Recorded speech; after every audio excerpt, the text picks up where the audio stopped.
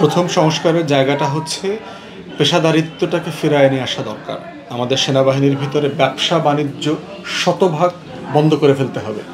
অবসরপ্রাপ্ত হোক, এই সেনা কল্যাণের নামে অথবা সার্ভিং অফিসার হোক, কেউ কোনো ব্যবসা বাণিজ্য করতে পারবে না। দ্বিতীয়ত হচ্ছে সিভিল অ্যাডমিনিস্ট্রেশনে সেনাবাহিনীর কোনো রোল থাকতে পারবে না, তারা মিলিটারি অ্যাডমিনিস্ট্রেশনটা প্রফেশনালি চালাবেন। তারপরে যারা গুম, খুন, আয়নাঘর, দুর্নীতির সাথে, মানবাধিকার লঙ্ঘনের সাথে জড়িত ছিল, তাদেরকে তদন্ত সাপেক্ষে ন্যায্যতার সাথে বিচার করতে হবে। এরপরে তাদের প্রমোশনের ভিতরে দেখলাম প্রচুর অন্যায্যতা আছে, এই অন্যায্যতা দূর করতে হবে। যারা যোগ্য, যারা মেধাবী, যারা তাদের ক্রাইটেরিয়া ফিল করবেন, তাদেরকে যেন যোগ্যতম পোস্টে পদায়ন করা হয়। এই বিষয়গুলো বিবেচনা করা দরকার। এই জন্য আমরা কমিশনও করতে বলেছি। ইতিমধ্যে আমরা জেনেছি যে ইন্টারনালিও তারা কিছু রিভিউ করছেন, যেটাকে আমরা স্বাগত জানাই। বাট বাহির থেকেও আপনার সিভিল অ্যাডমিনিস্ট্রেশনের লিডারশিপে সিরিয়াস এটা নিয়ে আলোচনা হওয়া দরকার। পলিটিক্যাল ইন্টারফেয়ারেন্স আর একটা বড় সমস্যা, যে আমার রাজনৈতিক প্রভাব আছে।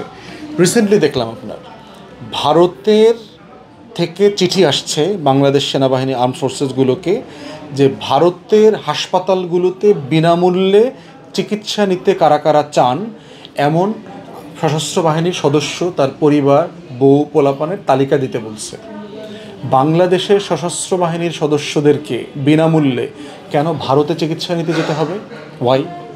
ভারত আমার শত্রু রাষ্ট্র, এবং কোন লেভেলের যোগাযোগ? আমার সশস্ত্র বাহিনীর সাথে যোগাযোগ।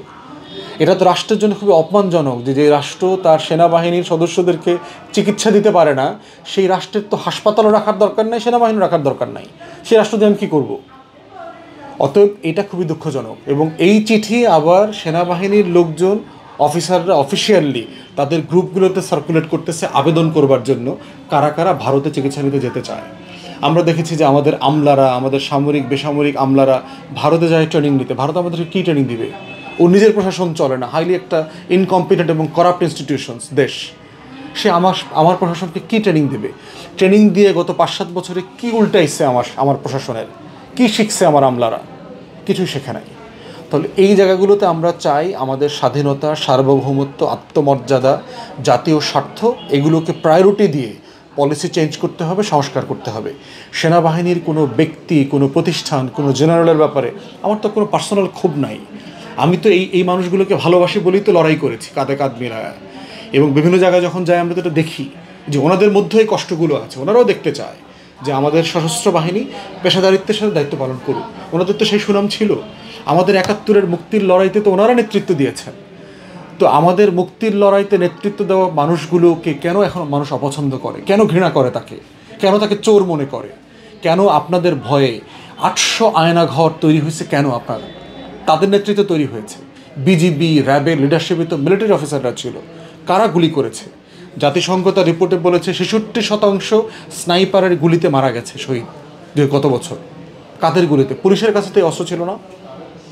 এরকম হাইলি ট্রেন্ড অস্ত্র অপারেট করতে পারে শুধুমাত্র স্নাইপাররা, আমাদের আর্মড ফোর্সেসের স্নাইপার, অথবা যদি বিদেশিরা এসে থাকে তারা করেছে।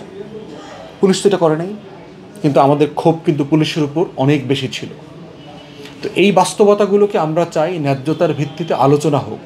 আলোচনার ভিত্তিতে প্রতিষ্ঠানগুলো সংশোধিত হওয়া দরকার, সংস্কার হওয়া দরকার। তা না হলে রাষ্ট্র এগোবে না। এটাই আমাদের প্রত্যাশা।